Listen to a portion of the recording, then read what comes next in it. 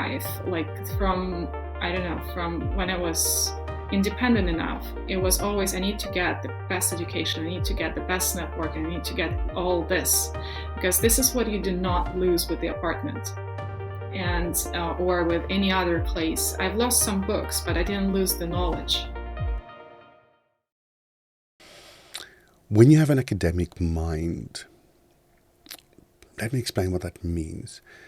When you think in hypothesis, now a hypothesis is not the same as a theory. A hypothesis is something that we can actually say what the statistical validity of it is. So unlike a normal mathematical formula, which tells us every dot on a given line, with hypothesis, we say what is the statistical chance of something being in a specific spot. Now imagine that. If you have a mind that is almost predictive in using information to try and figure out what are the chances of something happening or not happening, what would that mind mean for an entrepreneur? What would that mean for leadership? And today, talking to Anastasia, the question is, what does that mean for a refugee fleeing the war in Ukraine? When you step into your car and you have to drive in a direction, which direction do you choose? What is the statistical probability of arriving safe? And how do you adjust on the road? What does that mean for entrepreneurship? What does that mean for academia? And what does that mean if you get cancer?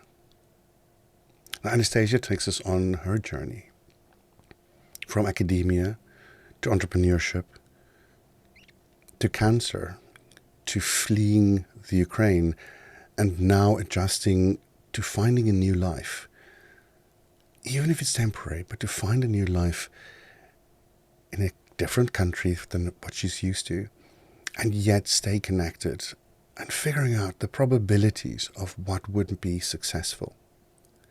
I hope you enjoyed today's session with Anastasia, because I think it can teach us a lot about having the right mindset to overcome massive adversity. Enjoy. Ladies and gentlemen, today I have Anastasiia Lutsenko with me. Anastasia has had an amazing journey, coming all the way from Ukraine, and now she's in Germany. And today I'm going to talk to her about her personal journey and the journey of the flight that she's had, the leadership she's been researching and that she's experiencing, and then things like innovation systems in emerging economies, resilience in entrepreneurship, and then what kind of things she's been researching soon. Welcome, Anastasia, to the podcast. Hi, Ixen. Thank you for having me on this podcast, and I'm looking forward to our very, very interesting discussion, and thank you for introducing me. So yeah, I would love to discuss this in more specific and just share my experience, and let's just have a great talk. I think let's start with that. I mean, I didn't know you from a bar of soap 4 weeks ago, and then all of a sudden, they're out of the blue in this Facebook chat. I came across someone that said they're looking for help with someone traveling from Ukraine. And tell us, how did that travel go? I mean, we all know about the war that started, but how was this for you? Oh, going backwards to those memories is actually very hard, to be honest, because well, it all started. The action itself started on the 24th. I mean, my actions and the war as the cause of all of those actions. But we knew about that it was gonna happen potentially like weeks before that, and maybe even like about 2 months before that. So not going far into details, for me it started on the 24th of February, about 4:15 or 4:20, maybe 5 o'clock in the morning, when I had like a wonderful evening with my boyfriend, and at home we had a beautiful dinner, and we were discussing our topic, which is our project, and we're having a startup. So we have a startup, and we were discussing our plans and what we're going to do next. And we had a beautiful discussion, a very professional and discussion with our partners. And we were thinking, okay, this is what we're going to do next. So our plan was to go to Abu Dhabi for the events, and then to Dubai and just to perform there. And on the very next morning, there are 3 explosions, and it's just like all is gone. Like there are no plans, nothing. I'm just in my apartment and woken up really stressed, like because I don't know what's going on, and I know that there are rumors about like that there's gonna be war, and I literally couldn't sit on anything in my apartment because we knew beforehand like it might happen. I had everything packed, like what I needed, and I actually also rented a car ahead of time, like a week before that. And it just was like we're not staying here. Like in the flip of the moment, it's just the my apartment where I lived for 15 years became like an enemy to me. I knew that it is dangerous to be there, and it's like everything I saw there just lost any value to me. And the first thing I was thinking, like all the time, we have to leave. It doesn't matter how far, but it needs to be somewhere where it's safe. And I'm a planner usually, so everything was packed, including the plan on how to leave the city. And so we ran to his mother. We picked her up and to our cats, and jumped into the car. And thanks God we lived just in the end of the like on this last street of the city. So it's the area where the forests are. So we just jumped in the car and just drove away, not crossing the bridges because that was the major problem. People were stuck there for like hours and hours and hours. So we just jumped in the car and just drove out of the city using like very, very tiny and small roads. And we actually crossed the bridge to the right-hand side of Ukraine, uh, far away from Kiev.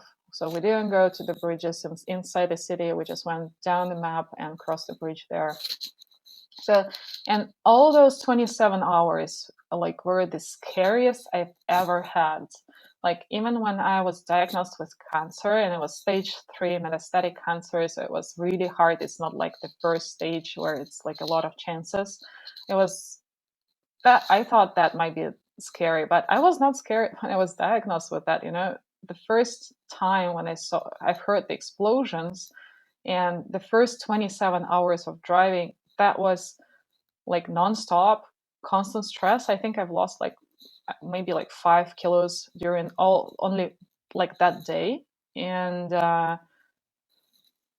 seeing all the people being super organized from one side, but from the other side, when you drive, you understand that um, that at any point in time, the road you take may be bombed. Uh, that was so scary that I couldn't feel like my like limbs. I could just drive, and every time when we were stopping, it was more like, okay, I cannot stop because I felt safe when I was driving. It was I didn't know before that I could drive for 27 hours, that's for sure. And so you asked like how it felt. It was the scariest moment of my life. And I was asking myself why. Probably because with cancer, it was more like I knew that once it's diagnosed properly, it's just a matter of getting the treatment.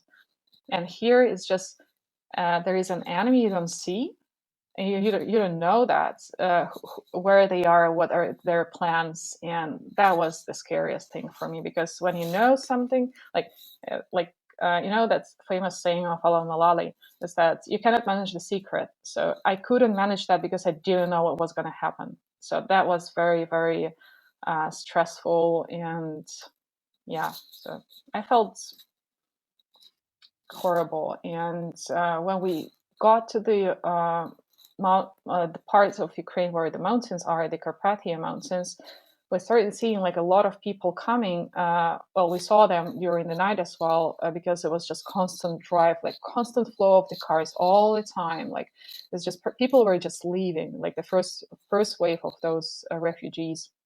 And when we had our first stop in the mountains, we started talking to people, and I just see like everyone, like women, men, everyone's just crying because they were passing by different towns or in cities, and it was all bombed, so they could see like explosions and fire. And at that time, it's, I mean, right now we know it's pretty much manageable. We know what's going on, at least in terms of like news.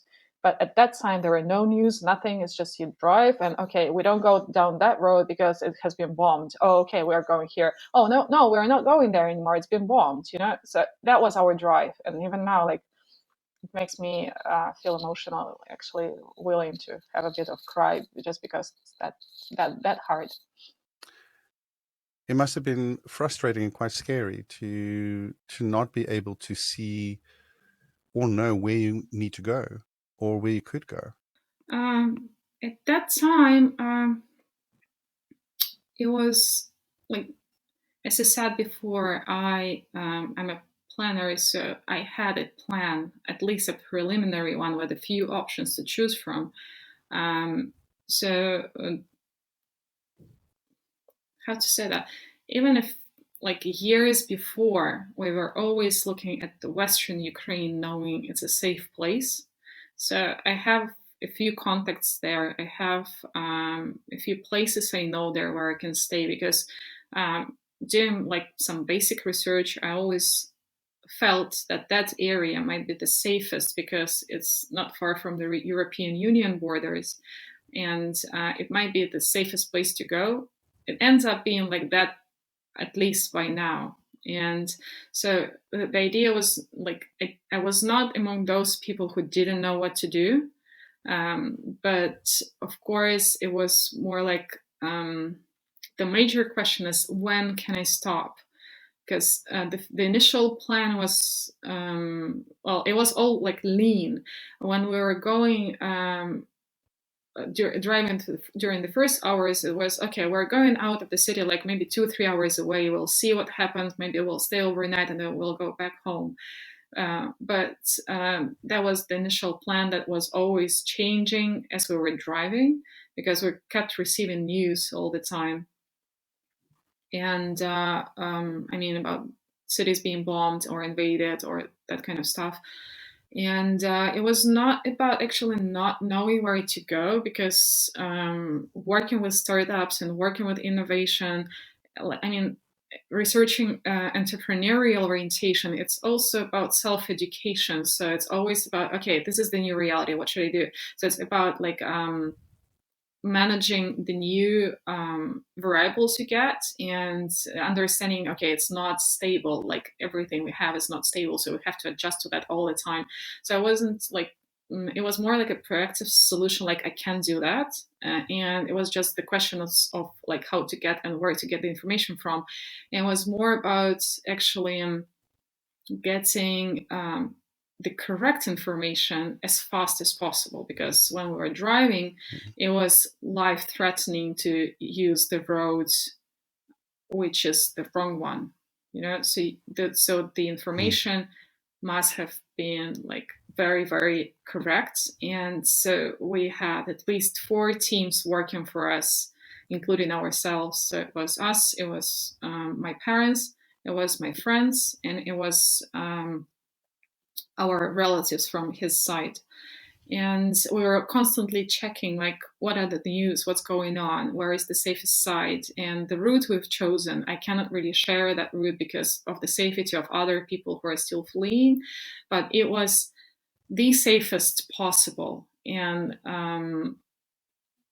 mostly because we did a lot of research beforehand, and before that we traveled around Ukraine in the years before, and it was not like I didn't know where I was going, or I didn't know the roads, because I even bought and downloaded the map because I knew that the first thing might happen is that they actually shut down the connection stations, so we cannot hear, we cannot use the cell phones, So that Mm. kind of thing was also something we thought of.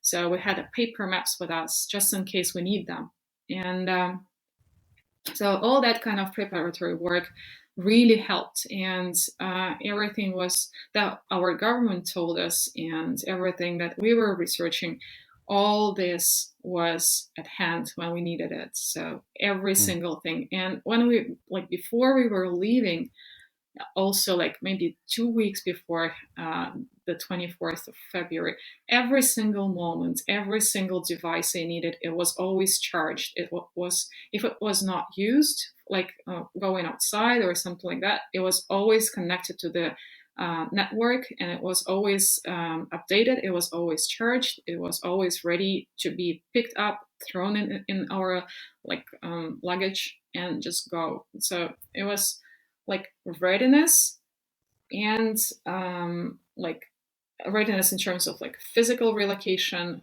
to do that, and always also was readiness in terms of the information we needed to have at hand. So I've got a lot of like devices to like filters for the water, so once you stay somewhere you have no connection to the like civilization, then you can use the river or any other place, you can just use the filter and can drink water out of it. So even that stuff was ready, and actually I Mm. equipped my apartment that has been bombed, I equipped with that stuff too, just in case I end up being there. So it had some specific clothes, it had some specific devices to help one, it had some money in there, medication, like some basic food. So it wasn't like, I know that there are a lot of people who were running out of the country, like basically with like what they had at that time on. So it was not my case, but still, I mean, even in my case, it's a lot of destruction, and we basically don't have place where to go back. But is it also a bit surreal? I remember when our house burned down, was it 3 years ago? You're standing there and you're watching the fire department spewing water on it, but it doesn't seem to sink in the first few hours. You're busy trying to do stuff, and you're very busy, but you don't. It doesn't hit you. I mean, it hit me only about when I got to sort of a place where I could breathe and stand still. But I mean, how did that go for you? Because I mean, from Ukraine, it wasn't a 1 day trip for you to where you are now. I think that um, again, being from the entrepreneurial environment and researching this, I have probably a bit different attitude to all of this, and I understood that clearly when I had cancer, and it was just interesting. So I just, when I see this opportunity, it's like, whoa, that's like a challenge to go through. It is an interesting problem to solve. So even now, like it's been a month already, but I understand that I've lost something, but at the same time, I understand that I've got a lot of new opportunities. And when we were actually fleeing, if I go back to that point, like I clearly understood where the focus is. I have to save my life. It doesn't matter what I've lost. It doesn't matter that, well, I'll earn those money. I'll get another apartment. I'll be successful. It's not the question. Because all my life, like from, I don't know, from when I was independent enough, it was always, I need to get the best education. I need to get the best network. I need to get all this. Because this is what you do not lose with the apartment, and Mm. or with any other place. I've lost some books, but I didn't lose the knowledge, and that was the Mm. major thing. And every single time when I had an opportunity, I was always investing in my education, like all the time. There was no even 6 months in a year when I was not studying. Even when I was getting treatment, I couldn't do anything. I couldn't even walk, but I applied for the program with the British Academy of Management, and I did that training. It was only 4 trainings, or 4, it was education focused professor, something like this. And even that thing, I did it because I know one day I'll need it. And this was something that keeps me going, because I know I didn't lose the most important thing, the experience and knowledge. All the rest, well, once you have the instruments, you can get whatever you need. And so during my life, like every single hobby I had, every single hobby is my professional instrument I can use. For instance, I love snowboarding, and I'm a professional snowboard instructor. So I didn't leave it at the level like of hobby. I developed it to the level of actually having that document that allows me to teach other people. So, and the same with other, like with languages, with my professional experience, with my hobbies, with playing table tennis. Like, it's just, I need an instrument. That's it. So therefore, I think it's just like risk management thing. So I was not, yeah, it's like I have in so many places that once I lose like one thing, which is my apartment, it doesn't matter. It's just one thing. It's like 2%, 5% of what I have, you know, because intangible things are even more important. And yeah, and so probably it would be more stressful if I had no choice. It would be a lot more stressful. But I have just lost one thing. The only thing which matters for me is my family, their safety, and I just want to see those whom I don't see right now. That's the major thing that may make me emotional, or may make me feel that I'm tired of this situation, because even though we are far away, I mean, my parents, myself, and my cat, we are far away, but I don't have like days off, for example, because even here, it's always okay. If I have time to watch a movie, there is someone dying right now, so I cannot stop. So it's always like I'm always doing something to make sure that I can help the best, because this is the time when due to my health, I had to leave the country. If it was not for that, I wouldn't probably do that, because I'm that kind of person who goes to the front line and does all that stuff.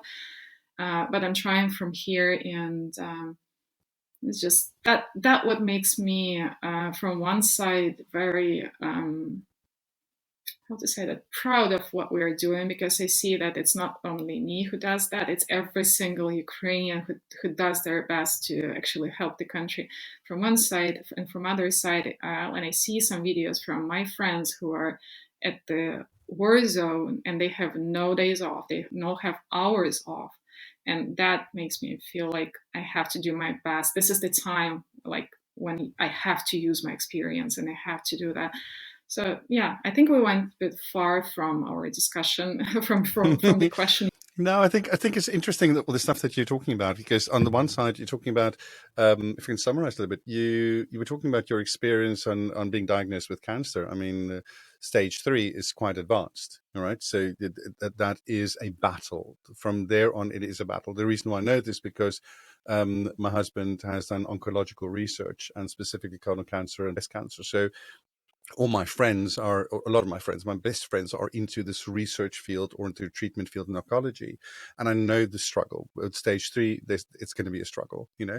And then taking it from there, and you've gone through that, and the experiences you had there, and this almost single-minded focus on yes and.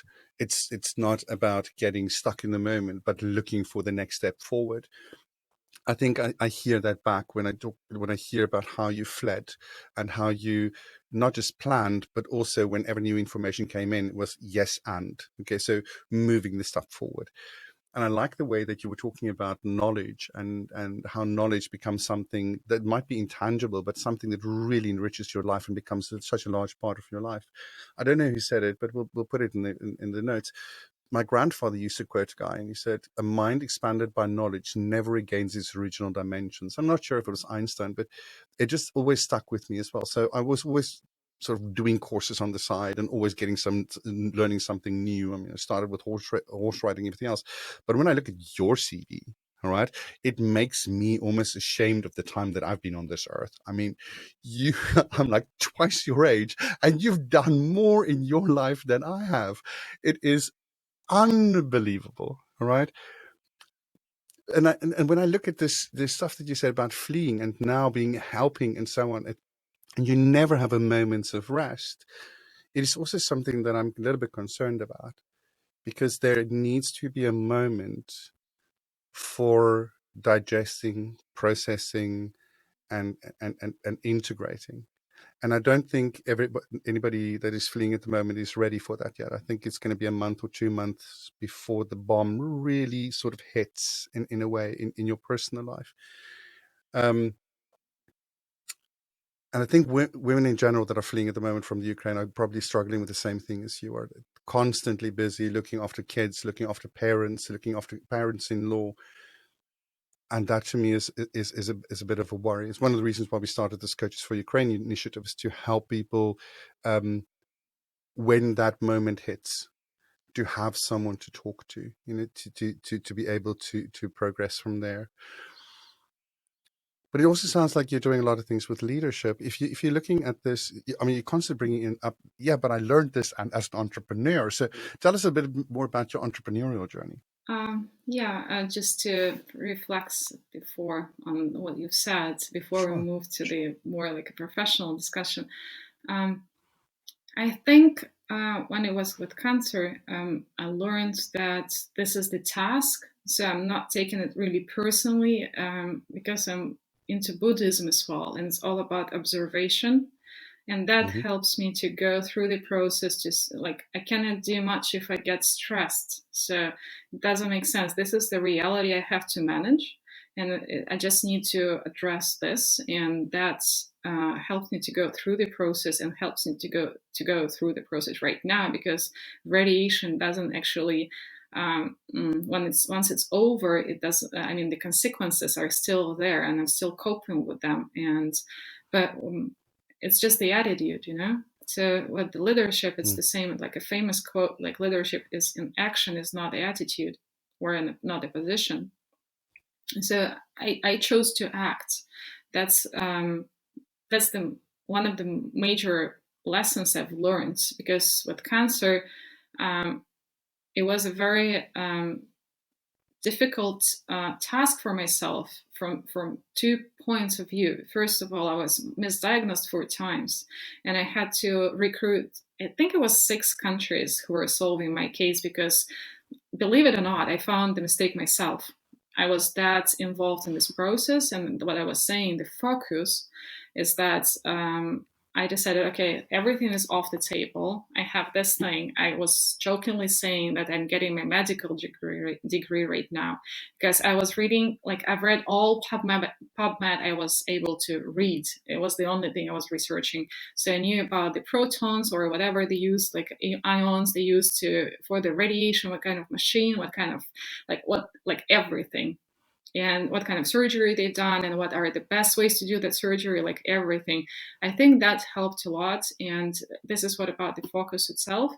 And this was the time when I've learned how to actually properly take care of myself, because the depression was actually the cancer was the result of neglecting my needs in a way from the previous years. So it actually taught me how to take care of myself properly. That was the turning point for myself. So right now, we will see in the foreseeable future if that's a working model. But I don't feel like really that I'm not hearing myself. That's something that I've learned through cancer treatment, because there is no choice. The body doesn't leave that choice. If it needs help, you have to do that. And so it's that like ultimate moment, like where there is nothing behind that. It's just you're just against the wall, and okay, I'm taking care of you. Okay, no worries. So it's like that. So that kind of attitude helps me right now. It's first of all, and second of all is that I think it's more about actually processing the information, because I just tell myself, okay, everything what is behind, it was a dream. And right now, this is the reality, right here and right now. And I have to be present here because, of course, there are some moments of anxiety because I've experienced that after I got the surgery and I'm still coping with that. And one of the techniques is actually, okay, I'm right here, right now. I'm safe. I'm okay. Everything else can be managed once I'm ready. So that kind of attitude because beforehand, it was like from outside inside. I mean, when I'm talking about fulfillment and happiness and all those emotions about me being present here. And right now it's all about, okay, where I am, where am I grounded, what's going on around myself. Okay, it's all safe. So now, then I can go to the next stage of like interacting with the environment. And that helps a lot in stressful situations. And interesting thing, one more thing before we move to the next point. I had a few times during this travel when it was just, okay, it might be over right here for me, like, I mean, in this universe. And I just realized I'm not that scared. It's just I'm more scared for my family, for my relatives, for my loved ones than for myself, because I've experienced that thing for so many times. Okay, it's not scary. It's okay. We'll all be there. So what's next? What's the reason, I mean, for being stressed about that? So that kind of like, and then you feel so much power inside, like nothing else can be that scary, you know? And okay, I'm not worried anymore. And that what keeps me going. And right now, if anyone tells me, okay, it's a challenging task, I'm seriously, that's a challenging task? You telling me that? No, it's not. It's just a joke, you know? So, but I mean, in a funny way, of course. So that's kind of attitude. And I think that's moving to the question of entrepreneurial orientation. I think this is what I learned at the university as well, because in the entrepreneurial studies, it's always like a debate, you know, whether it's something you inherit or you get from the university, from the courses, or it's something that is part of your personality.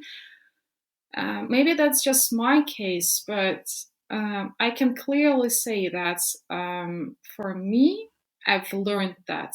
I've practiced that and it works. And probably for some people, maybe I'm not as entrepreneurial, not maybe, but of course, or lucky as some other entrepreneurs, but the attitude that I can apply to the real life situation, it actually, I mean, you can acquire that, you can learn that, you can practice that, and you can use it. And that's the amazing thing, because you know that debate is whether you can learn or you cannot. You can, if you want to, and then you just practice, and it works. And I think it's interesting we do this reflection as well, because it just triggered a few things for me.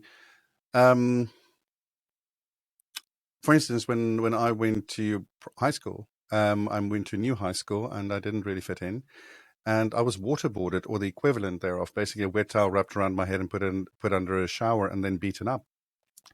And so when you've had that sense of panic, that sense of life is going to be over in the next few seconds, or not knowing what the immediate future holds, and that complete sense of panic sets in, and it's almost like there's a black veil that drops off and you can't breathe. You when you come out of that, you realize that life is precious. One, it's beautiful. There's a lot more to life than just that moment. And whenever I've had struggles in my life after that, I mean, I've been through a few moments like that in my life. And every time that real life-threatening situation is in front of you, you realize that you've survived it before. You're probably going to get through this again.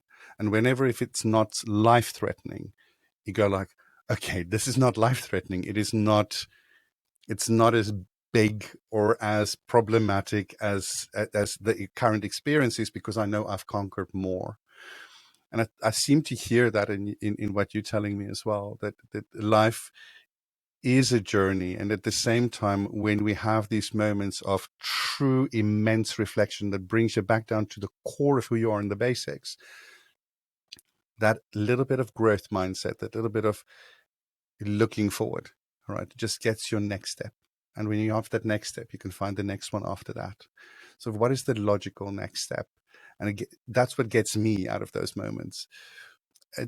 Does it sound similar to what you go through?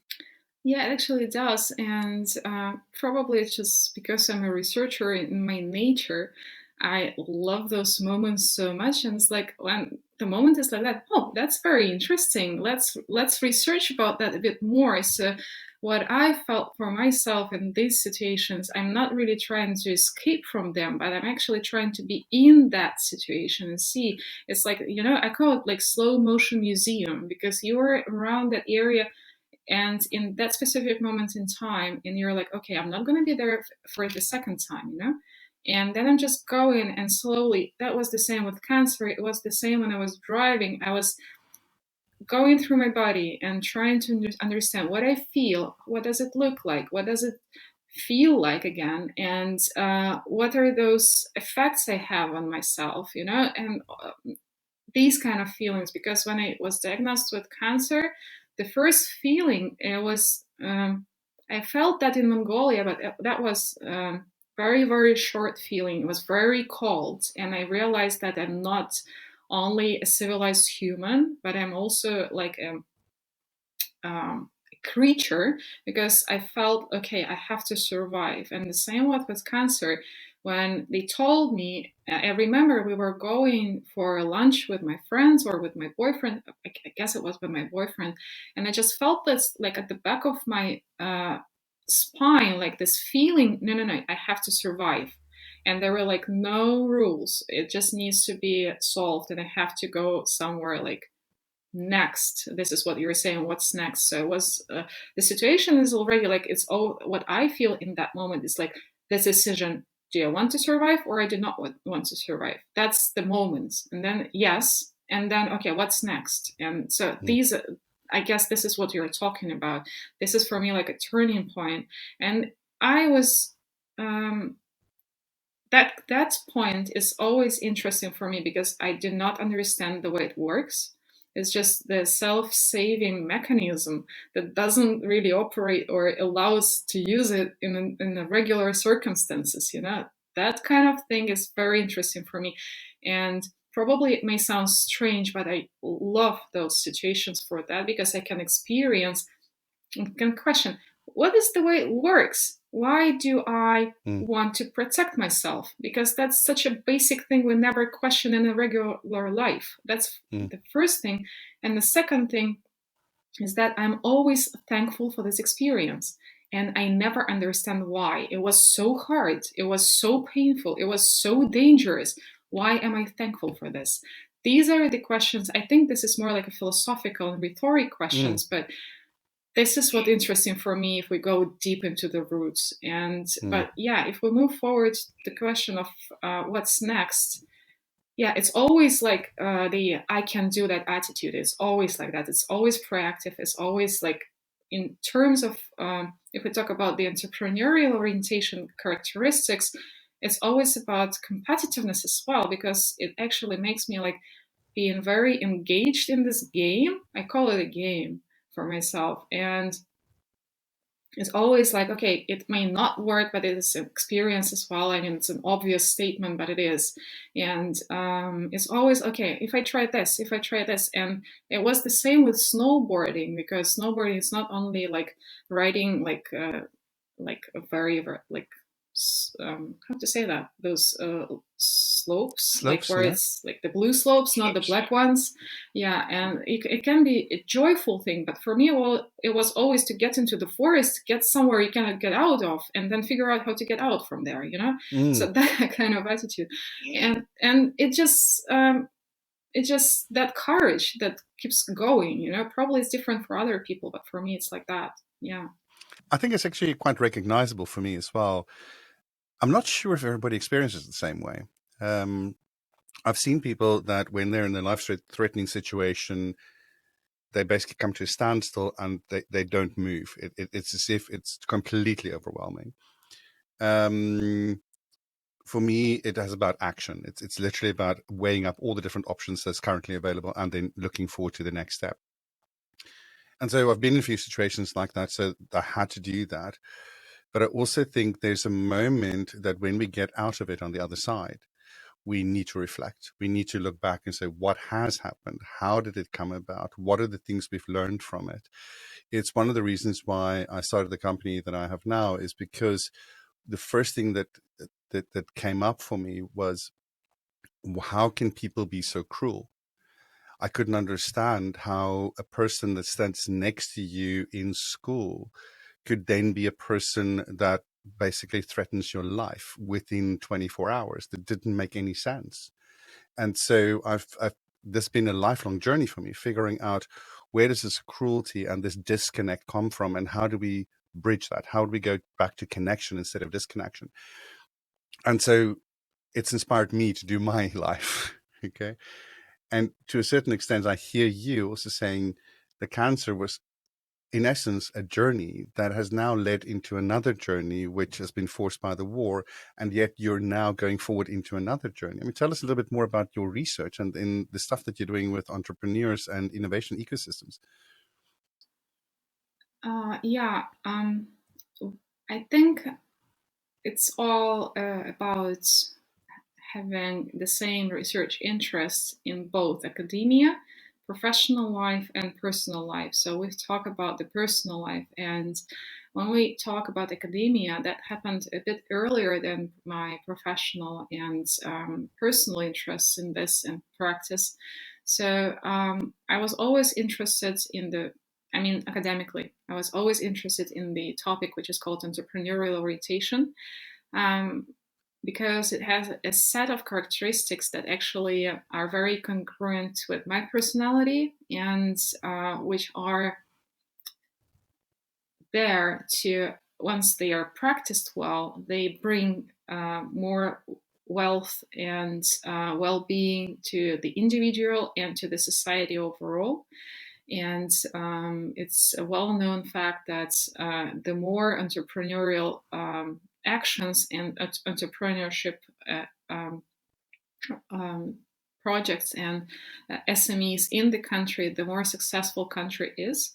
And therefore, I was always into actually doing this research, because Ukraine is actually, the corruption is so endemic to Ukraine, and it is with all our post-Soviet Union heritage, not only physically in terms of infrastructure, but also mentally. It is also like barrier for us to move forward in terms of flourishing and developing our economic system. So therefore, my interest was more like, if it is an emerging country, so if we work with the mindset of the individual and make sure that it actually turns from, okay, I will be punished for that, to, oh, I can do that because I matter. If we work with that, then we can have 43 million people, like, okay, less than that, like 20 million people who are not children, not disabled people, not people who are retired, which is, this group can also be entrepreneurial. But if we get to that kind of attitude, then we have those 20 million people who are entrepreneurial, and every single person thinks, okay, I matter. And well, in Ukraine over the past 15 years, over all our 30 something years of independence, but specifically from 2004 and from 2014, all those stages, it was always about, okay, you matter, you have to do something, you have to act, because your voice matters when it comes to the elections. You matter when it comes to you working in the organization, and all that kind of attitude. It's a lot of work to change the perspective, so people actually start realizing, okay, it's me who creates this country. And from 2014, it has become so obvious to the majority of people, and this is what united us. And it's a bit far from the topic of entrepreneurial orientation itself, but these two topics, they are together, because being entrepreneurial, it's actually being self-reliant as well. And I'm also, I used to do a bit of, that was a hobby research into Burning Man community, because it's all about radical self-reliance, and entrepreneurs, it's themselves, they are also about this kind of attitude.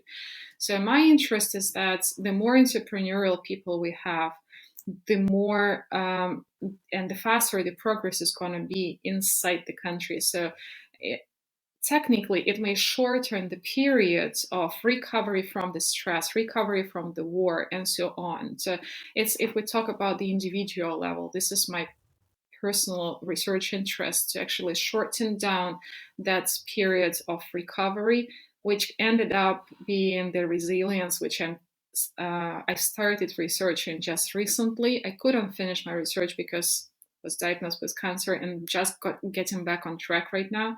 But one of my latest research notes for the conference was about such component as resilience that needs to be added as the sixth component of entrepreneurial orientation, like component or characteristic, because once you are proactive, innovative, risk-taking personality, or you're autonomous enough, etc., it's all about the first and the further stages of the organization. But when we talk about resilience, it's actually that moment when you talk about leading change, because there is a turning point in every action when you either get a result which is positive or negative. It can be, I mean, it's very subjective, but there is an action and an outcome. So that point of outcome, it can be either positive or negative in terms of your understanding or my understanding. It's all very personal or organizational when we talk about the targets of the organization. So from that point, it is very necessary to be resilient if the result is not something you were expecting to get or one was not expecting to get. And I think that resilience is one of those characteristics that needs to be added to entrepreneurial orientation when we talk about the personality, or we talk about any level, micro, meso, macro level, or meta level. It doesn't really matter, because there is an action and the outcome, and how to cope with that and how to lead that change. This is what I'm interested in right now.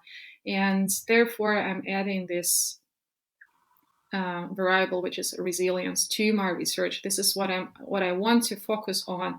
Meanwhile, I'm here in Germany, and I'm actually going to Max Planck Institute for Innovation and Competition on Monday and starting my research. As of today, I'm already with them, and I want to put more work and more effort into actually researching this component and then scaling up into this to innovation ecosystems, because with the project that I am involved with for the past 5 years, it's called Academ City Project. It's a pilot project on developing the innovation park within the National Academy of Science of Ukraine. So it's a state level initiative.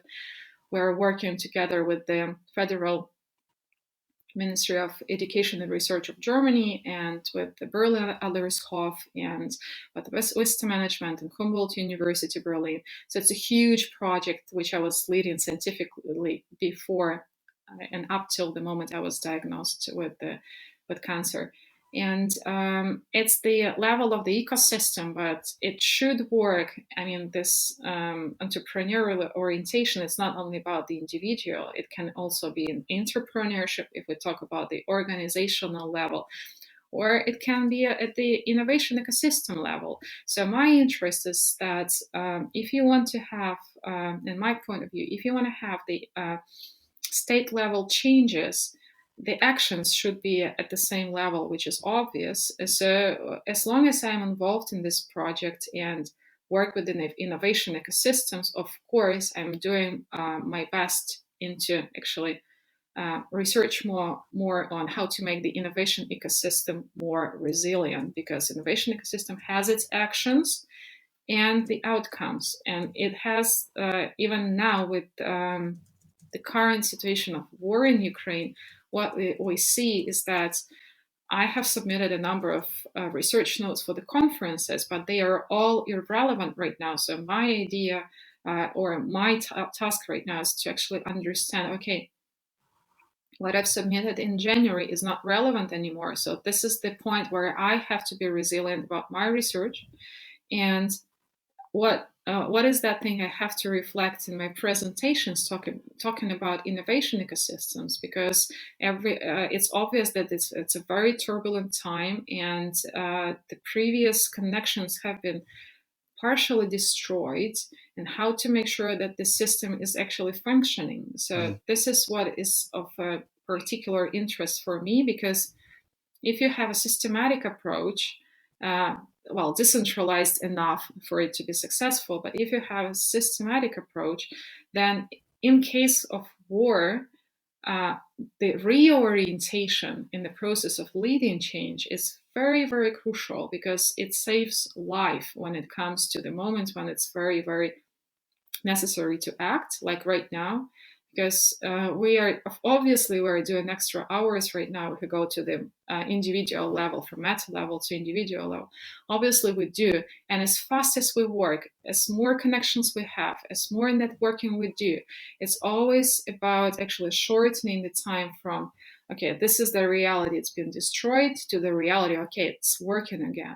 So I'm interested in this connection and see how to shorten down that period of time that we're in a state of shock. Okay, this needs to be changed. It's not working anymore as it used to do before. So now we have to see what's the new model.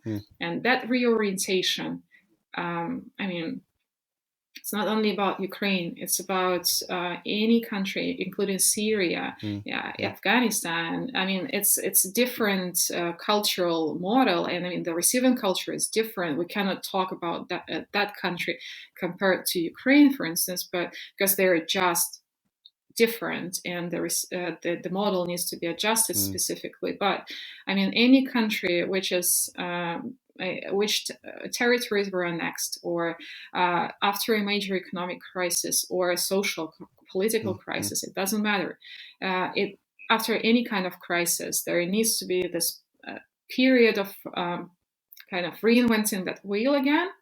And my question is that how to shorten that period. So it's because usually statistics say that country gets back to normal. I'm not talking about digital age. That let's talk about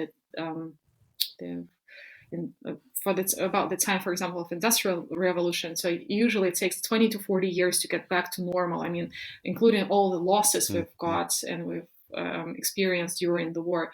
So how to shorten down that period, because how to make sure that people are actually getting back on track faster and get back to their normal life, because in the end, I think that is something that's been keeping me busy as well, because we're talking about shortening that period, because I mean that's something that I was researching when it came to interpersonal connections and team and organizational optimization performance.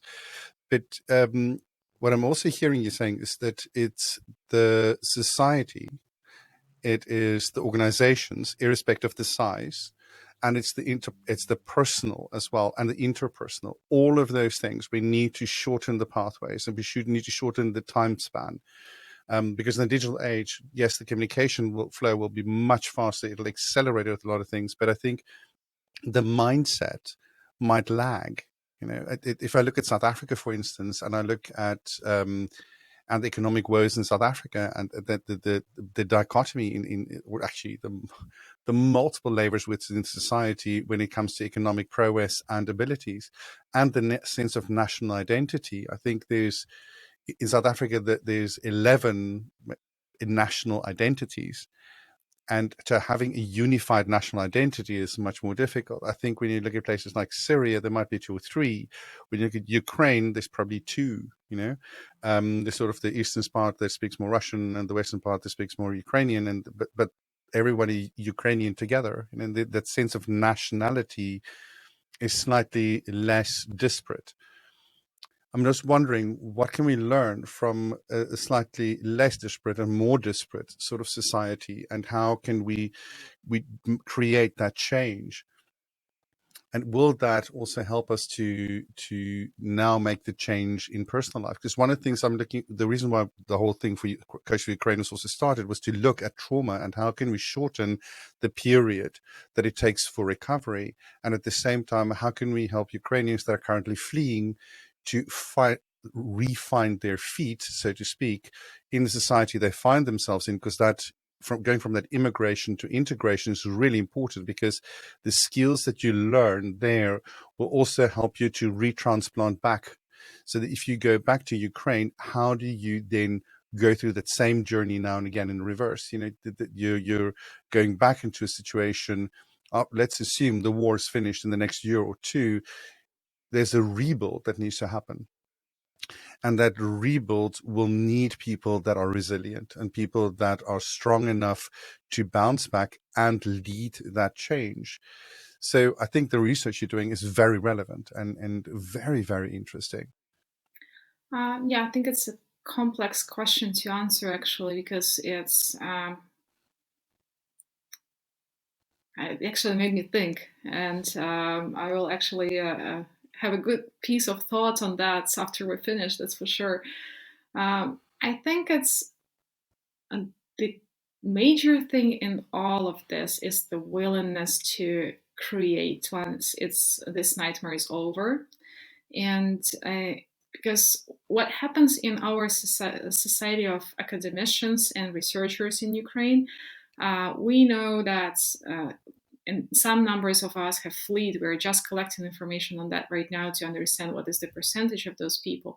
But it's first of all, it's about the willingness to receive the new knowledge and to acquire new knowledge and understand, okay, how can I be helpful to my country?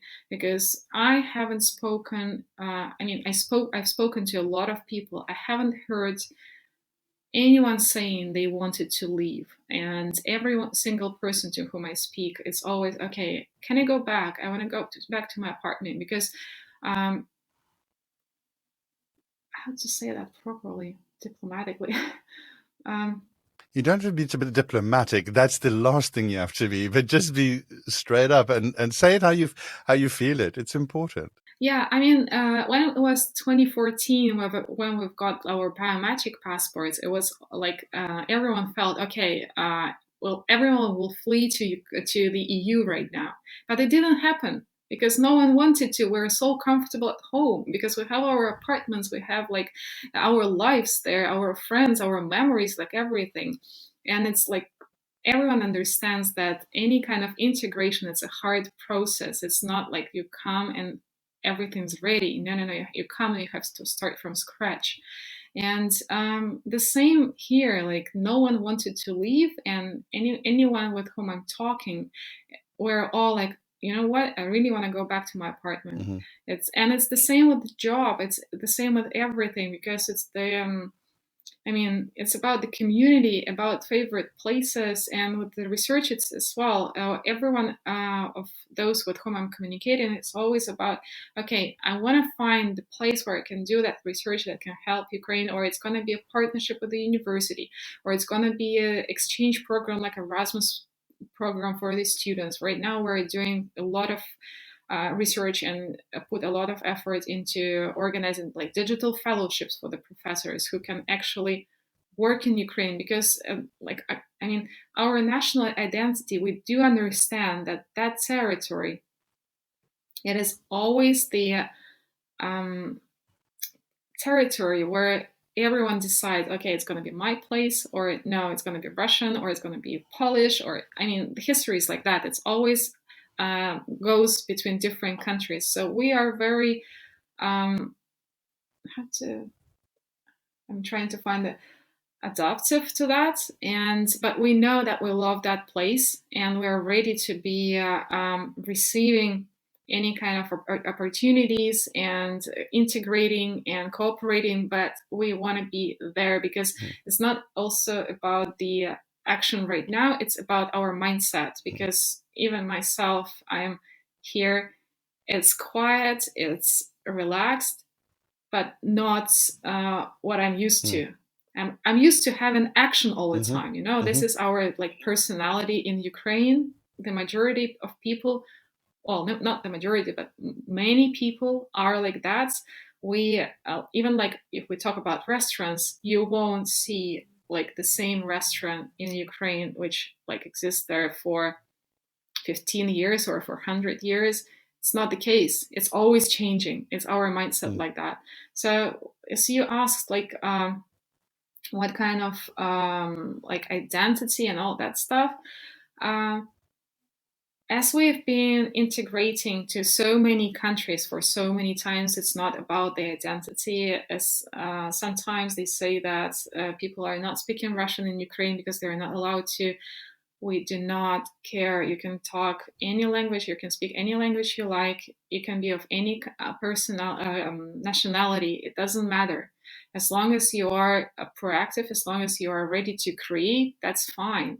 And therefore, like even with the, well, not now, but before, even if one would go out to our Maidan with the Russian flag, no one would care about that. As long as this person is educated, polite, doesn't destroy anything, that's fine. I mean, it's pretty European attitude. So I think it's a very Dutch attitude, actually, because I see that not as much in countries around the Netherlands as I see it in the Netherlands. The Netherlands have been traders for the last 600-700 years all around the world, constantly looking at opportunity, constantly looking at new ways of doing things. And so for me, it's almost like the world is catching up with countries like Ukraine and the Netherlands, where flux is the standard. It is not it's not unusual. Yes, the Netherlands created a lot of stability on the back of all of that, but still the people, the attitude is things can change, and it's okay if things change. And people constantly question things. Is it the right thing right now, or should we be doing something else? I think that's also, for me, at the core of leadership, that resilience for me in leadership has to do with the ability to dance on the waves. It's not about being there and going up and down with the waves and moving with them. It is literally stepping on the tippy toes of the top of those waves and finding the stability in the unstable underground.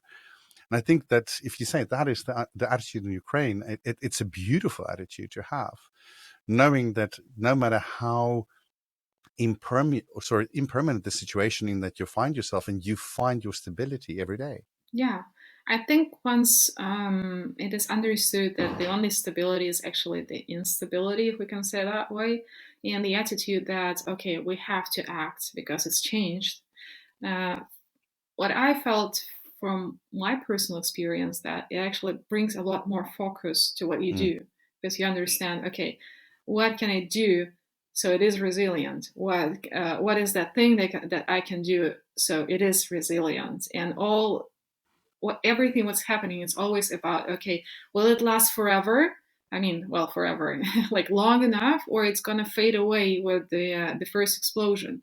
So me personally, I'm thinking, okay, how do I reorient my life so I'm not losing anything? So it's obviously, okay, I should not be having a lot of apartments or square meters, I don't know. So it needs to be about knowledge and expertise, that what I can have as an instrument, and this is what will help me to keep going. So it might be a year or sorry, a month or a few weeks of me actually restructuring and reorienting my life, but it won't be longer than that. And the reality right now shows that when the priorities are correctly set, and I'm not thinking about, okay, how am I going to save my apartment, which is no longer there anyways, it doesn't matter. I have to be going, keep going. And what I'm trying to say is that being focused, this is what you learn when it's a stressful situation, when it's the situation with no chances of having a positive outcome, at least immediately. And yeah, this is what I experienced when we went to the west of Ukraine for traveling. Even now, when we were fleeing, people there, we were trying to speak more Ukrainian, because I personally spoke more of Russian because I come from Crimea. And well, we had to flee Ukraine to Crimea because of the famine and because of the Second World War. There were a lot of, well, for my family personally, we traveled a lot around Ukraine before we found our place where we could be safe for a while, but which ended up not true and not possible because of the events of the 2014. And so when we traveled to the west of Ukraine, even now when we fled, I tried to speak more Ukrainian, but my Ukrainian is a bit different to the Western Ukrainian.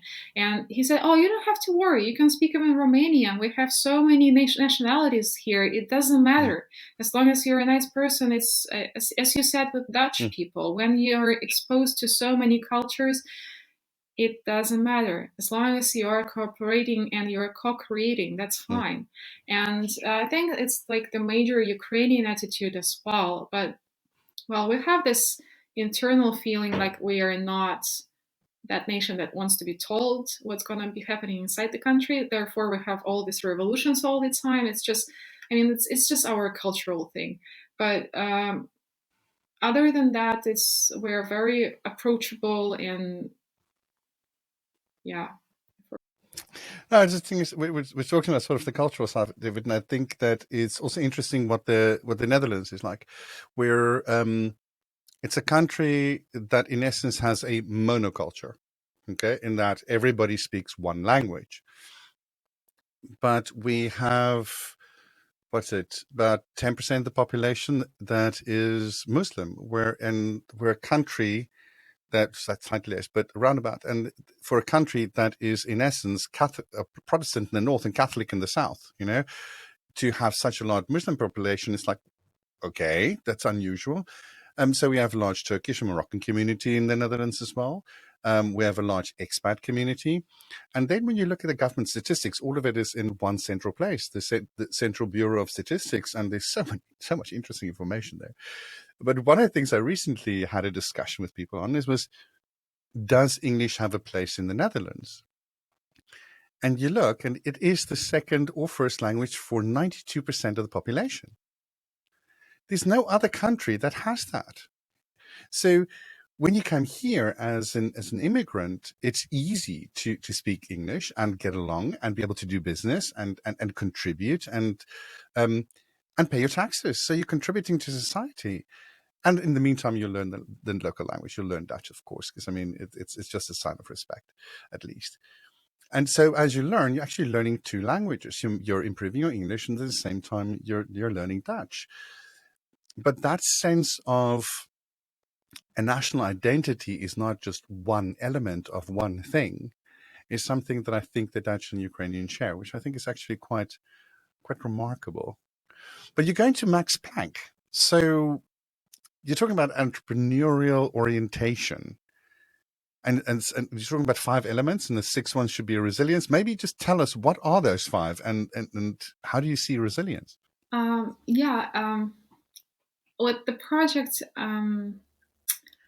well, I should begin with from the beginning. So in December, I applied for the program at Stanford. It's called the Ukrainian Emerging Leaders Program. And it's the CDDRL Institute and for Democratic Studies. And because last year, I was looking more into how innovation and innovation ecosystems and entrepreneurial orientation actually helps in developing the democratic state. It was more about the Ukraine, because breaking from the authoritarian path we've been going through and down after being part of the Soviet Union, it is interesting to work with the minds of the entrepreneurs and of this civil society representatives to actually switch that from, as I've mentioned before, oh no, I will be punished, to, oh, I can do it because I matter. So that kind of research is something I really wanted to do, and so I applied with that for this program at Stanford, and I've passed through the first round, and I'm looking and waiting for the second round results. And my project there is actually about developing the I don't know if I should talk about that before I've done that, but let's talk about a bit, not like in general. So it's about the innovation ecosystems and its satellites, and how to provide this innovation ecosystem, namely innovation park, with the enough information so it actually develops itself, and becomes a resilient institution and structure. So my interest in that, how to provide that information in what kind of form, so the decisions are made and they are timely, they're necessary, and they are with the positive results or expected results, or those that are not harming the system itself. And it's also about not only about the institution like in Academic City Innovation Park, it's also about the policy making, because in Ukraine, not everything is possible just because of the formulations in the law we have. So it's a very complex work which needs to be organized, and there needs to be a unit for that. So this is the project with which I have applied, and as long as I have this gap in time before I go there, I mean, CDDRL Institute at Stanford, I decided to begin the research even right now, because it's a lot of work, as you may understand. It's just a lot of details to figure out. And so I applied to Max Planck Institute for Innovation and Competition, because it's basically, it just fits into what they're doing. And as of yesterday, I'm already with them, and I'm doing my research on, obviously, innovation ecosystems as the instrument in developing the resilient democracy, and it's about Ukraine. And honestly, right now I'm in the moment when I have to restructure the entire research, because it was all only about post-crisis development, but right now I have to focus more on actually in crisis development, because it is what's going on right now, and I'm collecting as much information as I can on what's going on right now, what are those needs of the researchers, of the ecosystem. And obviously it goes with the basic needs first, and then it goes to the next levels of the pyramid. But what I'm interested in researching and what I'm going to be doing is the resilient component when we talk about innovation ecosystems. And if we talk about entrepreneurial orientation, as I've mentioned before, it has such components as competitive aggressiveness, innovativeness, autonomy, proactiveness, etc., risk taking. And it is about the system itself, but this.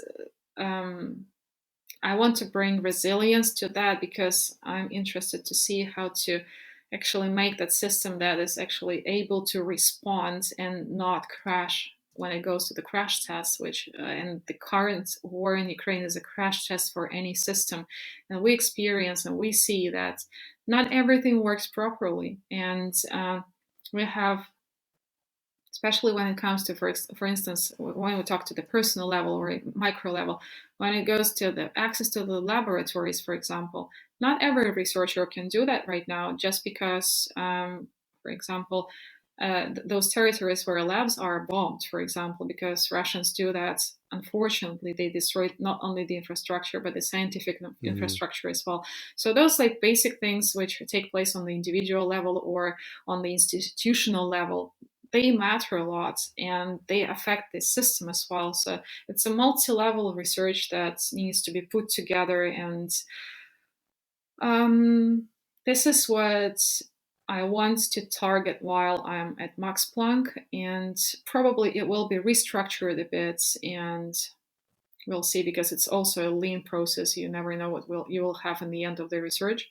So, but it is interesting, because as I mentioned before, every situation which is not standard, it's also, oh, that's interesting, I want to research that. So I'm collecting as much information as possible on what's going on with the researchers right now. And with the project which is called UA Science Reload, it's the initiative of our institutions in Ukraine. We have developed the instrument to collect data. It's a survey to collect data and see what are those needs of the researchers, and how can we help them to close those needs so they can continue their research, and what kind of like basic needs that we need to cover, or if it's about the people with or researchers with disabilities, how can we help them, because it's the how to name it properly, like because of lack of medication, for instance, or access to the medical system right now, those people, those researchers, they have even more requests. And it's also about access to the labs, to the libraries, to international projects, because not all the projects are operating right now. So we have to see what are those needs on the individual level, and then the same, we have to scale up to the institutional level and see, okay, how can we solve that? Because every institution consists of individuals, so we start from the bottom and go up. And this is what I want to reflect in the papers that are going to be written while I'm at Max Planck, because I want to see this vertical line going from an individual to the ecosystem, and see how does it interact, how does it work, and how making every single researcher being resilient helps the system itself. I just want to know, what gets you up in the morning? What gets you passionate about your research? What do you like about it? I think the impact, because when we talk about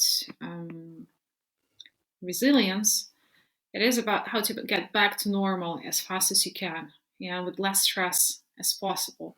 And this is what makes me passionate, because when I see people being stressed, and they realize that as soon as they realize that they're safe and they can continue creating, the sooner they get to normal life, back. And this is what, like, taking care of every single individual, even if it sounds like loud, let's say that way, still, I enjoy seeing people being creative and using their full potential for co-creation and creating the amazing things, because I'm very much exposed to the cultural communities as well. And when I see people flourishing, this is the most motivating thing for me. I just personally, I cannot see people being stressed. I can, but I don't want to. And this is what makes me passionate about that, because I know what the personality or individual can reach if they have all the how to say that, once they have all the instruments they need, including safety. And I think the possibility of providing like the instruments they can use for shortening that period during which they adjust. This is what drives me with this research, and it has been evolving a lot from being just about entrepreneurial orientation into actually being about resilience in entrepreneurial orientation. Because if the systems gets adjusted fast, then it's vice versa. It's once the individual gets adjust fast, this ecosystem survives, and other way around as well. So you can't really, one has to, but we cannot really isolate ecosystem from an individual, because it consists of individuals. So therefore, the major passion for me is actually seeing people flourishing, because even going to such events as Burning Man, for example, or any other cultural events, one can see that every single thing we have is the result of human work and imagination, you know. So once you allow that happen, isn't it beautiful? So I think that's what makes me passionate about what I'm doing, because I'm trying to create those circumstances and those that kind of environment in which an individual can bring their gifts and their talents together to create something. I think that's the answer to what you're asking. I think that is what's beautiful to me, because that's basically what I'm trying to do as well. I come from the South African background, where I left in the early 2000s after the major upheaval that we had in the 90s. And I had to find a way to find some stability for myself. And so I immigrated to the Netherlands, which in essence was also quite stressful. But it gave me the opportunity to look at the world in a different way, because the Dutch, although they deal well with certain amount of upheaval, there's a certain stability. right? Their stability comes from negotiated settlements, from the ability to talk with different people. I mean, the joke is basically there's always four people in a conversation. There's the priest that looks after your emotional / spiritual side. There is the merchant who looks after the selling and the buying and the economy. There is the farmer who's the one that's the producer of the goods in general. And then there's the law of the water, or basically waterschappen, or also known as there's a whole political system in the Netherlands specifically geared around water management, because how much land are we going to flood when the next rainstorms come, or when the next flows come off the Alps and hits us down here at the bottom end of the Rhine? And how are we going to manage that? And what is the economic value of that? And what is the spiritual value? How we will deal with loss, or with the gains? How do we sort of not get too proud and too full of ourselves? So that balance in that society is something that is constantly negotiated. And so that translates itself into business. So that doesn't mean business runs fast. It just means there's always negotiated settlement. And when I think about South Africa, there is always negotiation, but there's no settlement. When you have a society where there's corruption, or where there's an inability to have respect for the law, and that the law is maintained and policed, you have to find your own security in that. And I think this resiliency that you talk about, and from my perspective, also the relationships that we build, give us a certain amount of that stability. Do you think that, coming from Ukraine, what is the role of relationships in finding that stability in your environment? Yeah, that's a very interesting question, actually, because meanwhile you were talking, what came to my mind is that our environment is also about the constant inflow of the situations in which we can practice the term creative destruction, because once we do something, it gets destroyed, and then we do again and again. So it's a perfect platform for actually bringing new innovations, because it's just even banking system, that is one of the Ukrainian banking system, thanks to a private bank we have, it's one of the top in Europe. And I think it was in 2017 it was ranked like that, because we have the largest number of services we provide across Europe, compared to the other countries.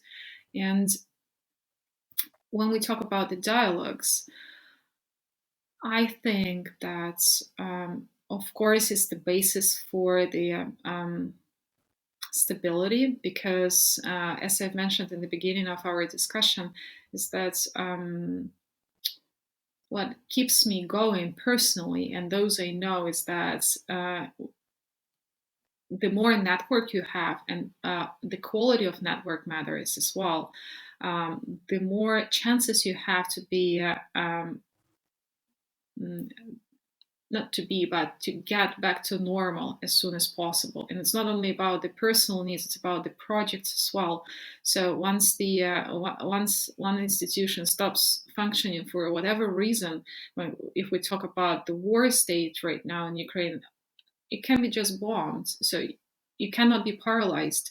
What keeps going anyone is the education, knowledge, experience, and networking. And therefore, I think it's a crucial thing for any individual to have as much information as possible, including connections with other professionals in their area, because there is no system that survives in isolation. It's impossible. It's always about exchanging the information, knowledge, experience, and whatever. And so I think it's fundamental. There are some certain people who are enjoying and can survive on their own, but it's not the majority. So we have to be connected, we have to integrate, and we have to spend as much time as possible going out, expressing ourselves, hearing others, which is very important. If we talk about leadership, it's not only about talking, it's about hearing others as well. And I think it's just unquestionable. It's just it's a must-have for survival, and yeah. I think that's an interesting. I think that is an interesting point you're making. That we also that resiliency is partially based on our network connections. It is that it's the node that goes flying off without the network. So the moment we have those connections, the more we can create that stability of frame of mind. And I think that's important for us to remember within a leadership environment as well, that the connections between people is what gives us that emotional stability when the world falls apart. Well, from my personal experience, for example, the I think it's a very self-explanatory example. When I was diagnosed with cancer, I was in Ukraine, and I'm a citizen of Ukraine, so every kind of medical treatment I get in Ukraine. And if, like, my case was, as I mentioned before, I was misdiagnosed 4 times because it was so rare. Like, this specific kind of mutation happens to like less than 1% of female patients, which are like over 70 years old. And it was, the location was like, it, how to say that properly? So the cell should have not been in that position or that location where it was found. And the doctors were like, really? Is that actually possible? So that was my kind of situation. So it was impossible to get treatment in like a public place, like where it's like when you talk about triple negative, for example, it's just okay, that's triple negative. This is kind of treatment you get. That's it. In my case, it was impossible to do that, and I had to go to a private place. So one could imagine how much it costs to get treatment for cancer. If you pay for that, it's a lot of money, and I didn't have that money at hand, to say diplomatically. So networking, this is what kept me going, because I crowdfunding those money in like a couple of weeks, just through Facebook, with no like sponsors, nothing. It was just my network that I built over 10, 15 years of diligent work on a daily basis, communicating with people, helping people, and never saying no to anyone who was asking me to help. Like, never. It was my attitude, and it is my attitude over my life. And this is what paid me back when I needed help. It just I was literally crying when I saw like right now I don't have money to get the surgery, and in the evening, okay, I'm almost there, I almost have money for that. That was a miracle, because when you do say yes to someone who asks you for help, that's just a small yes. But when you receive that, that's enormous. And so this is the example of actually networking and what it can do. And I don't know. I don't think there is an answer in no to networking. It must be yes all the time, because it pays back. But in case if you do create positive trace of your existence here. And I also wanted to bring an example of the amazing sculptures of Pradier in Paris, because if you have a chance to listen to yourself, it is so important to understand what you came for, and just dedicate yourself to that thing. Because if you go to see Pradier's sculptures, it is just fantastic. You don't have to do a lot. It just needs to be something in which you're the best. And then you just like the entire life, because when we were talking about the what inspires me, it's actually partially it's Pradier's work, because you see his sculptures, you understand he didn't do a lot, but what he's done is in the museum.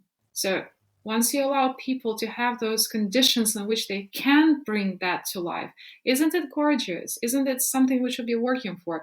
So it is about networking, and it is about helping people to actually have those circumstances and conditions, including being connected to those people they need, because it's also about networking, because he could have created those sculptures but would not be able to preserve them, for example. We never know. So it's always about the coincidence of some elements, but you have to stand up, you have to go out, you have to talk to people and explain what you want to do, and always say yes to the opportunities, of course if they are safe for your life. But other than that, it's always about self-manifestation.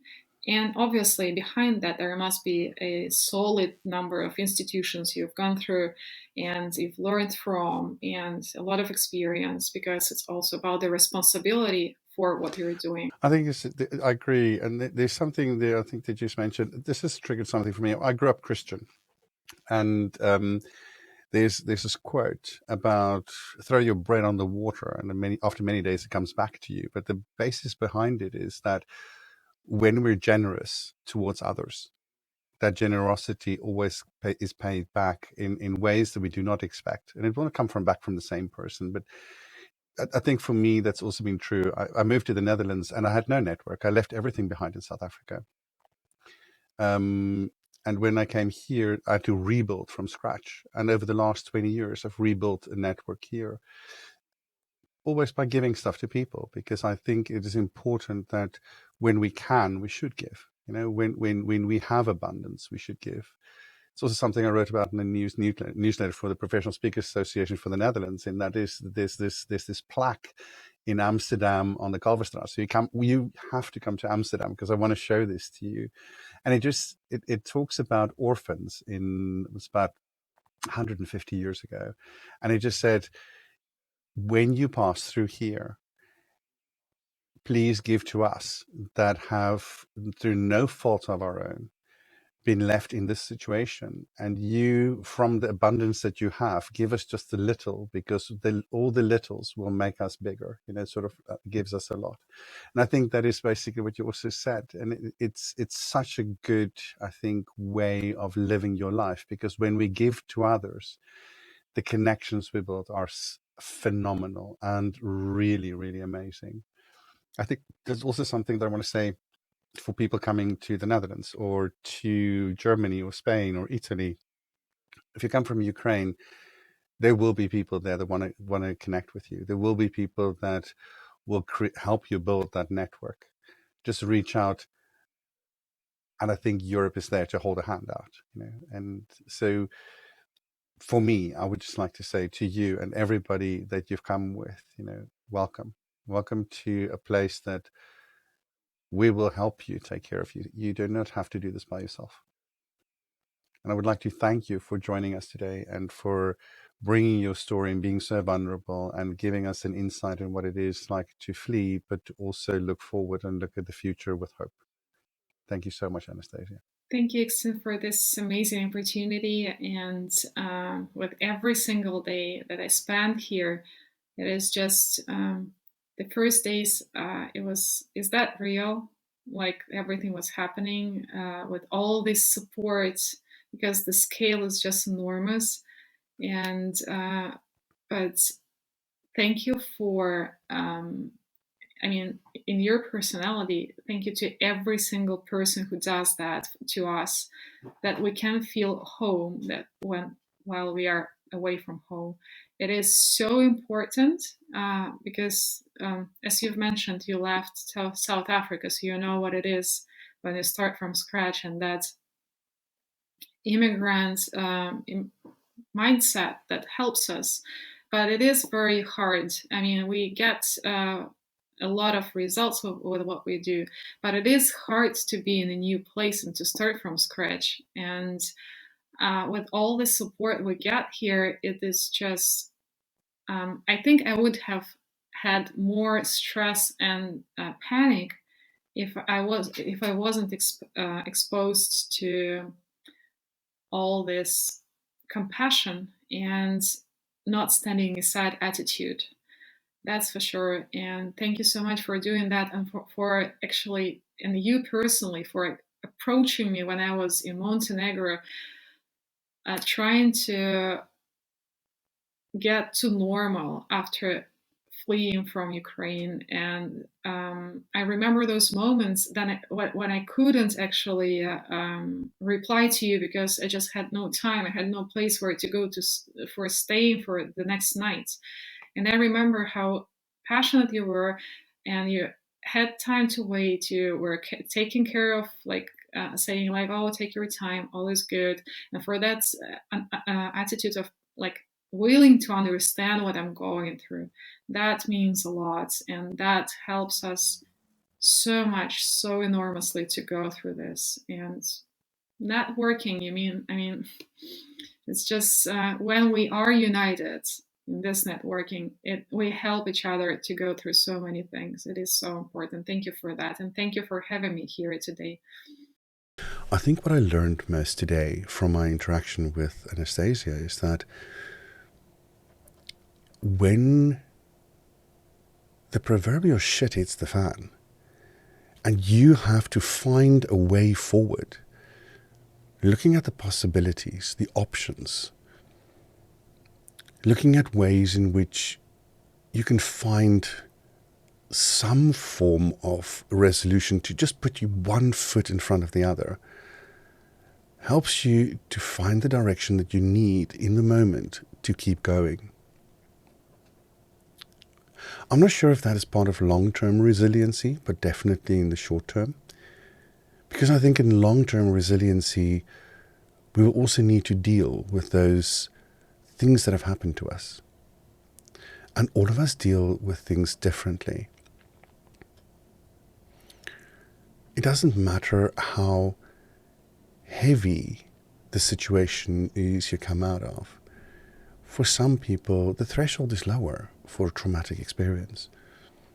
We see with PTSD the same thing. I remember my struggles with PTSD, what that learned or taught me about my own consciousness and my own ability to deal with stresses, and all the tools I learned along the way.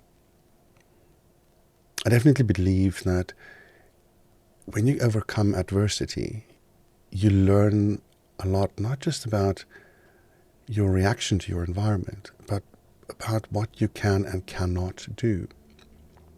And you learn tools to be better off the next time. Now, I don't wish adversity on anyone. But I'm thankful for that which I've had, which has allowed me to become more resilient and stronger, and taught me the tools that I can now help other people with. And I wish this for Anastasia and for all the Ukrainians that are currently fleeing the war and all refugees, that you find the strength and you find the wisdom to learn the tools that you need for later in life. Because every adverse situation can be an opportunity for growth, no matter how bad it is. As long as it doesn't break you, you will learn something.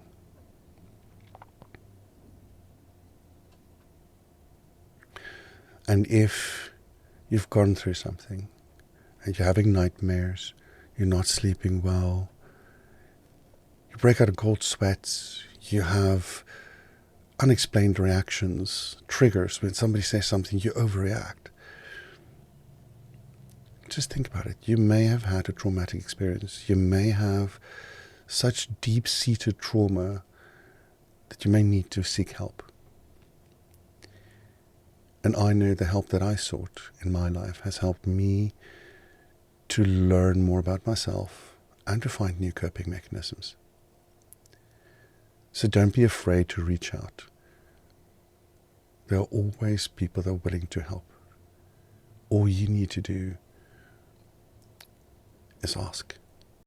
Now go out there, be exponential, and do something nice for someone else. You can find us on the web by going to podcast.exponentially.me. We will also find additional media resources and some amazing insights.